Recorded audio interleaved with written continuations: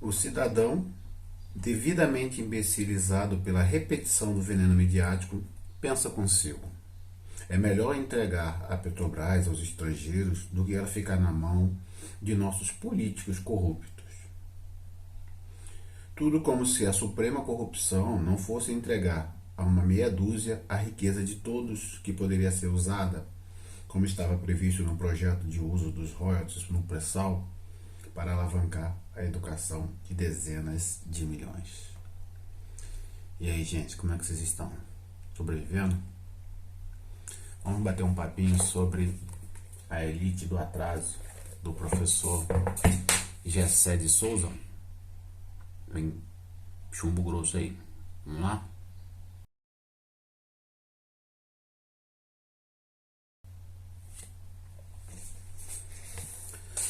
Muito bem, gente. Espero que, na medida do possível, com 540 mil brasileiros mortos, por uma coisa que poderia ter derrubado 100 mil, espero que apesar do desaparecimento do Lattes, do incêndio da Cinemateca, apesar da irresponsabilidade daqueles que nos dirigem, eu espero que vocês estejam de pé. E, bom, eu estou terminando de ler o livro do professor, também jurista, Rubens Casara. Nós vamos ter um encontro na terça-feira, dia 2, se eu não me engano, dia 2 agora.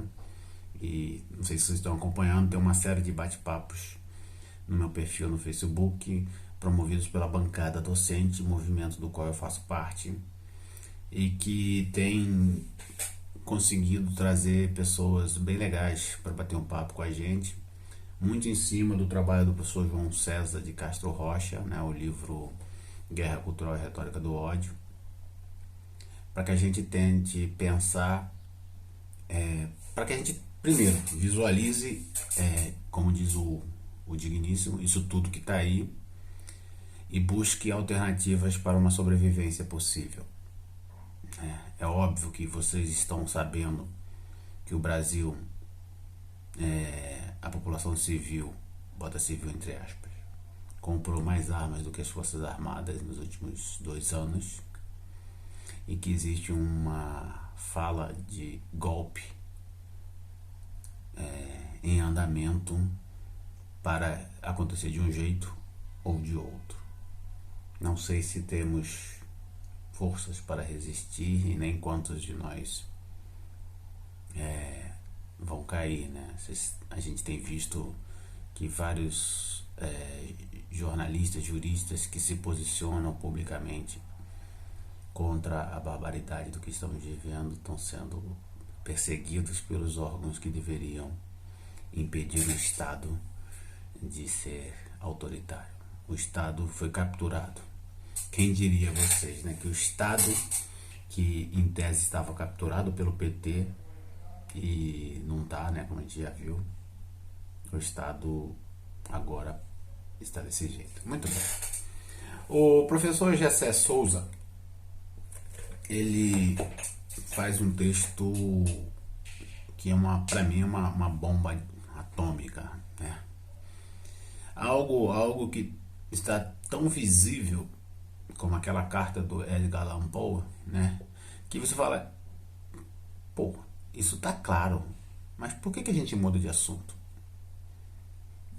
Isso me fez lembrar o livro do filósofo francês que eu ganhei da minha amiga Marcelle, não vou achar, que é A Lógica do Pior.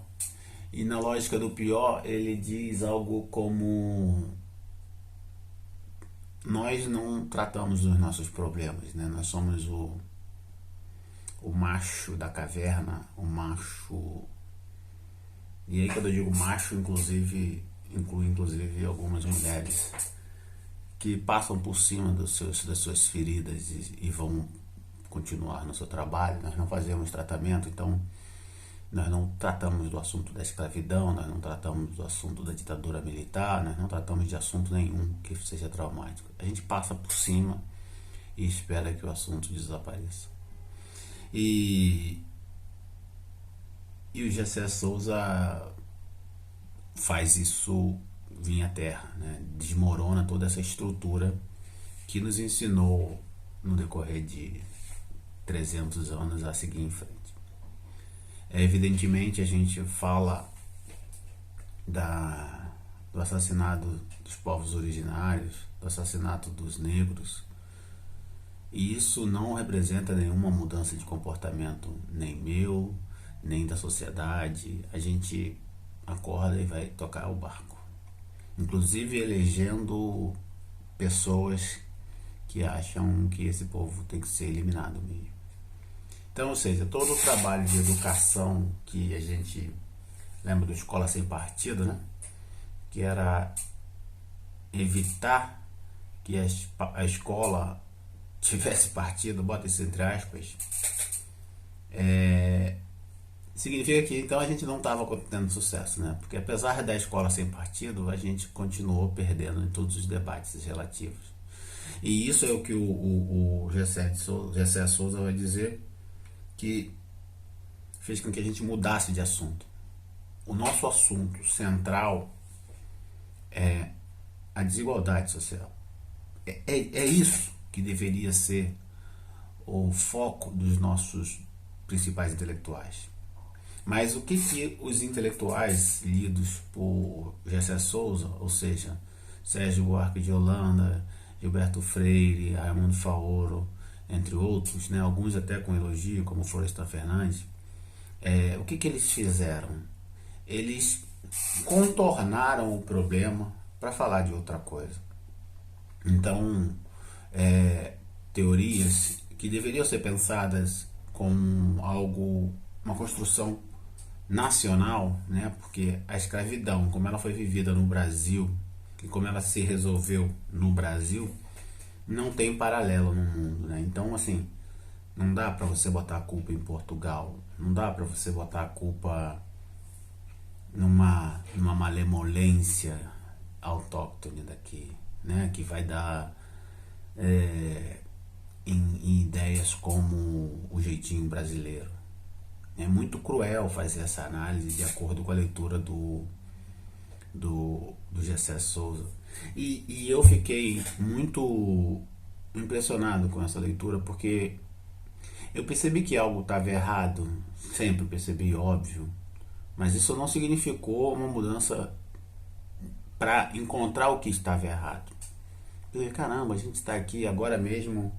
Eu estava vendo um post do professor Marcos Banho que se recusou a ficar debatendo mais e mais sobre o gênero neutro, porque aqui a gente está em guerra total, o Estado contra todos, né? E esse debate, né? O debate que a criatura que nos governa está conseguindo levantar sobre se o voto vai ser impresso, isso não faz o menor sentido com 550 mil mortos. Isso não faz o menor sentido com,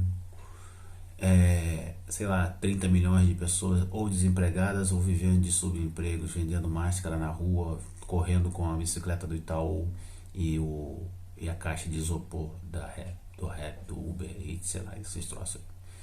Mas de qualquer forma nós paramos para discutir isso. E isso é um problema, porque nós já não temos uma capacidade de concentração, dada a velocidade que o mundo se encontra, e a gente cai nesse truque inteligente de manter-nos todos distraídos discutindo sobre o que efetivamente não é imediato, ou pelo menos não é o mais imediato.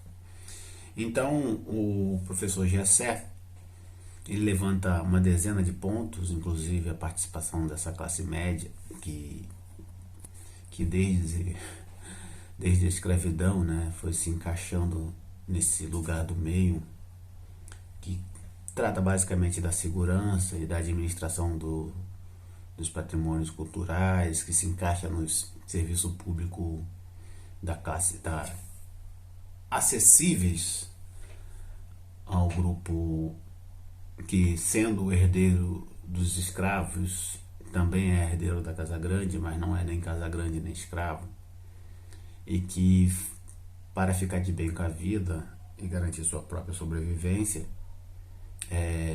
serve a Casa Grande, evidentemente. Então, o professor Jessé Souza, ele levanta vários aspectos. Vale muito a pena ler esse livro. Acho que esse livro é outro.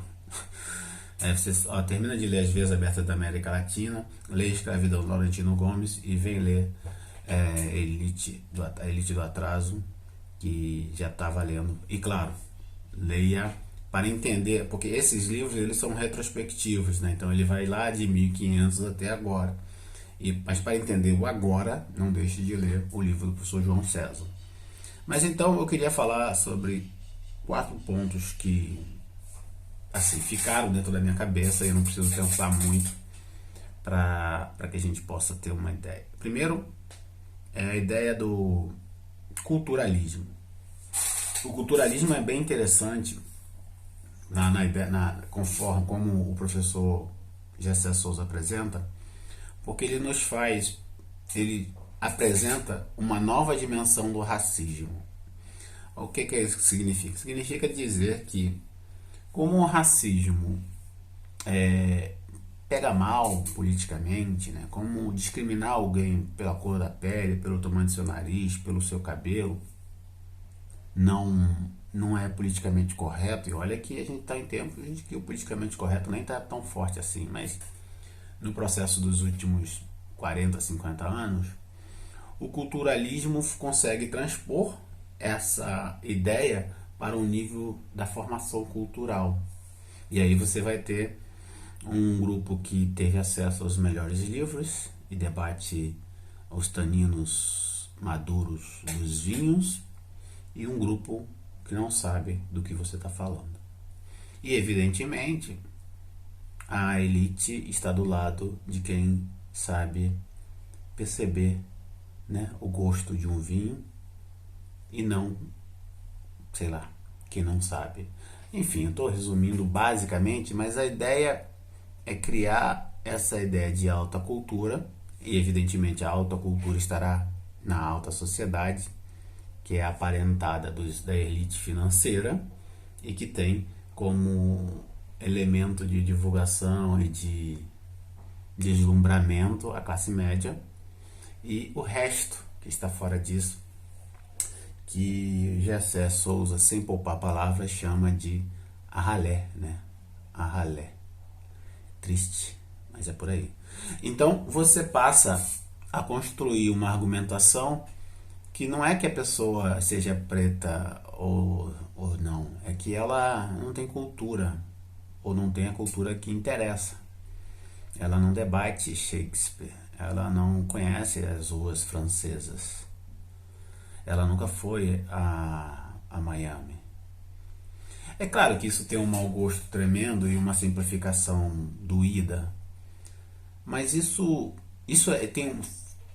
serve porque tira da característica fenotípica, né, que é a questão da cor da pele, dos traços raciais, e leva para uma questão de cultura, sendo que o povo discriminado basicamente vai estar no mesmo grupo, com a vantagem que agora você também pode colocar os pretos, os brancos pobres, ou quase pretos, de tão pobres, para lembrar a música do Caetano, né? Então ele é branco, pelo menos na cor da pele, mas sua cultura é de baixo teor, então ele também vai ser discriminado. Essa ideia do culturalismo é muito interessante porque por vários motivos. Um deles é que a gente acaba às vezes batendo palma para coisas bizarras, né, que a gente importa como do primeiro mundo, e acho que os exemplos sobram por aí, né, e que inclusive o próprio liberalismo inglês, americano, que nós adoramos, sendo que os nossos liberais, boa parte deles vive das arcas do povo, né? Dos impostos do povo, dos empréstimos que não precisam pagar, dos perdões que negociam com quem está no poder. E daí tem uma das críticas que eu tinha visto o Haddad falar, mas está no Jessé também, que é a ideia que esqueci o nome dele, cadê? Os Donos do Poder do Faoro, que ele separa, né? Como se o funcionalismo, que viesse essa casta, não tivesse dentro também dos grandes empresários, como se esses dois não se alimentassem. E aí o Gessé vai usar um termo muito legal, porque o povo brasileiro, que vive de pequenos golpes, pequenos cambalachos, tomando conta do carro da rua, etc, etc, tem um jeitinho. Mas essa elite tem um jeitão, né? E no final das contas dá no mesmo, né? E a gente continua onde está. A crítica vai generalizada, constrói um arcabouço que justifica a nossa pobreza através de, poxa, na Itália eles são sensacionais, aqui esse povo não tem jeito, né? É o complexo de vira-latas do Nelson Rodrigues esparramado para que você acredite nisso. E aí aquela citação do começo da nossa fala, aí você chega à conclusão que é melhor da nossa Petrobras, que foi construída numa superação do complexo de vira-latas, para os estrangeiros, porque aí eles sabem administrar e nós não. Então, o culturalismo é algo que a gente devia conversar mais sobre isso. Vamos pensar em fazer um curso sobre o culturalismo, né? Tem uma coisa que me pegou muito, que é a questão da família, né? Porque como professor da rede estadual, eu percebo a família como essa construção histórica, mas que ela tem dimensões na sua construção diferentes para cada classe social. Mais ou menos como os escravizados, eles não tinham como construir, a não ser instintivamente, uma ideia de família, já que o filho da escravizada era escravizado também, e pior, era mercadoria da casa do dono da casa grande, então que podia fazer com ele o que quisesse. Então essa família escravizada precisava construir um imaginário em que os laços de pai, mãe e filho não fossem tão reforçados, o que evidentemente não acontece na casa grande, o que evidentemente não acontece com os imigrantes que chegam no início do século XX, né, 1910, quando a gente começa a campanha por embranquecer o Brasil. Essas famílias vêm e constroem suas próprias comunidades e se protegem entre si. Ou seja, até essa ideia de família é uma invenção recente para parte da sociedade. Daí, né, isso que eu estou pensando em família e não estou questionando esse homem que está ali dentro, porque esse homem só descobriu que ele tem que proteger sua família tem 15 dias, sei lá, né? Hoje a questão dos homens que saíam por aí, minha mãe, tadinha, ela dizia: prendam suas cabritas que meus cabras, meus bodes, sei lá, estão soltos. Ou seja, e era essa a ideia, né? Então o cara sai por aí fazendo filho e só vai responder pelos filhos da família que ele escolheu. E olha lá. Então essa questão da família também me assustou bastante, porque como professor da rede estadual, e é óbvio que eu entendo que isso devia ter mudado, eu sei que não mudou, né? Eu sei que parte do nosso vício com álcool, com drogas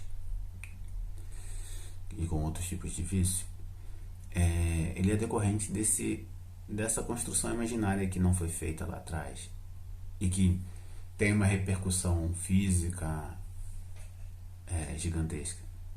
Então isso é uma desconstrução que eu acho que vale a pena também pensar. Então a gente podia pensar assim, o culturalismo e essa própria ideia de família dentro do Brasil, né? Como isso vai reverter. Por último, né, o Gessé faz uma avaliação do trabalho do Florestan, uma avaliação de vários. O livro é muito rico em resenhas, pode se chamar assim, embora uma resenha muito livre e muito sem papas na língua, né, que foge da característica do texto acadêmico, e talvez isso seja bom também, ou talvez seja até uma estratégia para nos chamar a atenção para o que realmente importa, pode ser. Ele vai falar dessa classe média, inclusive o último livro dele que eu comprei, cadê? Não tá por aqui não. Sim, tá aqui. A classe média no espelho. Vou ler depois. Eu vou terminar o do professor Rubem Casara. Vou ler um livro do professor Paulo Arantes, que vai estar com a gente no dia 15 lá no Facebook. Eu vou tentar compartilhar os vídeos aqui. Vocês já sabem que esse negócio de produzir vídeo dá trabalho e eu prefiro passar o tempo lendo os livros do que fazendo vídeo. Mas vou tentar não deixar o canal morrer pra gente ter assunto. Então ele vai falar sobre essa classe média, né? Que na minha cabeça, assim, a classe média brasileira é basicamente a tropa de elite do Capitão do Mato, né? Que impede que a ordem seja quebrada. Mas qual ordem, né? Essa ordem que está aí, ou seja, a ordem que mantém a desigualdade. Enfim, para resumir, impossível resumir, mas vamos lá. A grande questão de todos nós é pensar a desigualdade, né? Se a gente centrar nossas energias na desigualdade e perceber suas causas, talvez fique possível fazer um outro país. Agora, é claro, vai ser difícil fazer esse outro país se nós continuarmos acreditando que nós somos geniais e vencemos na vida pelo nosso próprio talento e que o resto da sociedade não tem nada a ver com isso. Que, claro, é uma construção que tem feito bons resultados, né? E aí você pega um garoto na bicicleta do Itaú e ele se acha um empresário. Você pega um engenheiro que está trabalhando como Uber e ele acha que está justo, porque né?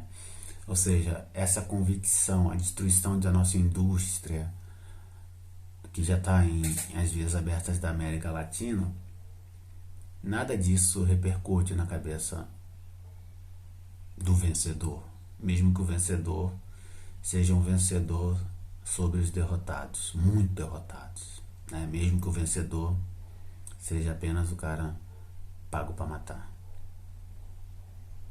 Enfim, não perca, assista, leia.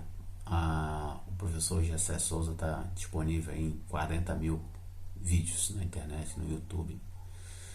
Tem como a gente se informar e tentar melhorar. Fiquem bem, até a próxima. Tchau.